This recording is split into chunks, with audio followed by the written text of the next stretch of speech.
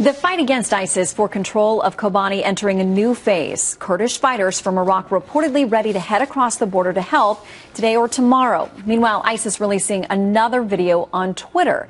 This one features British captive John Cantley reporting on the terrorist side of the conflict.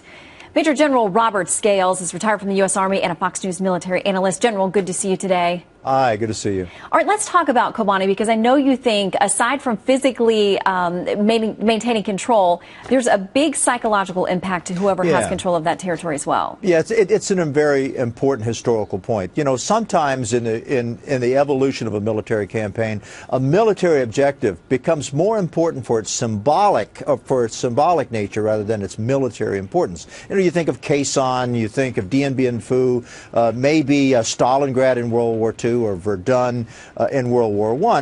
And the importance of Kobani is that, first of all, it's completely in the news. There are people from all the networks standing on a hillside watching every bomb drop. And on the other side, ISIS is pumping out social media that shows street fighting, house-to-house fighting, where they're being victorious. So all of a sudden, this rather isolated and strategically unimportant place called Kobani has suddenly turned into sort of a global, the global spotlight's turned on it, and both sides believe that they can't lose the city.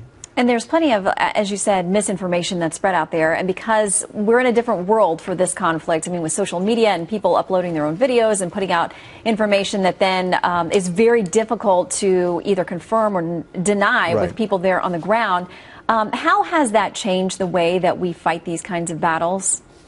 Oh, it's huge. There are two points at play here. First of all, both sides have learned that American air power decreases in its effectiveness as the insurgent force gets inside the city. So that makes two things important here. Number one is it's important for the Allied airstrikes to hit the logistics areas and the assembly areas before the force crowds into a city. And from the other side, obviously, it's important to disperse, break apart, get away from tanks and artillery pieces and trucks, and fight this battle basically one-on-one, street-to-street, door-to-door. And what that does to the evolution of the battle, of course, is it slows ISIS down, as we've seen, but it doesn't necessarily mean that ISIS is going to lose.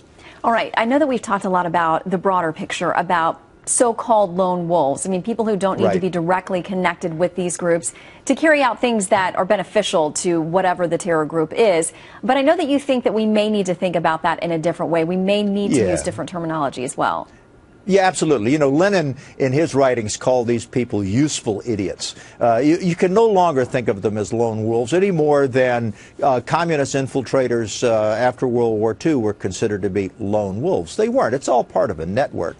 But what's made the network so much more insidious is social media, Twitter. All of a sudden now you have isolated young men and women in the United States and in Europe and in Australia suddenly become self-radicalized, but they become self-radicalized according to an ideology that belongs to ISIS. And the more successful ISIS becomes, the more of a magnet it becomes, and the more insidious and dangerous these so-called lone wolves become, because all of a sudden they have a moral justification for doing what they do.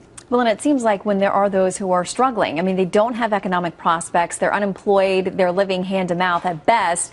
I mean, this can be very appealing to them, I would think, to be caught up in something that seems bigger, a grander mission. Yeah, but it's been that way through time. I mean, whether they're anarchists or they're communists or, you know, you name the radical movement, and there's always people on the margins who are willing to do the bloody bidding of those in charge. None of that changes. What has changed here, though, is the global network and the fact that they're no longer lone wolves in the sense that they're part of a grander network, and they do the bidding of their masters, you know, the people who are leading this global jihad under the name of ISIS. So they're a bit more dangerous now than they were, say, 50, 70, or 80 years ago. All right, General Scales, always good to hear from you. Thank you, sir. Thank you, Shannon.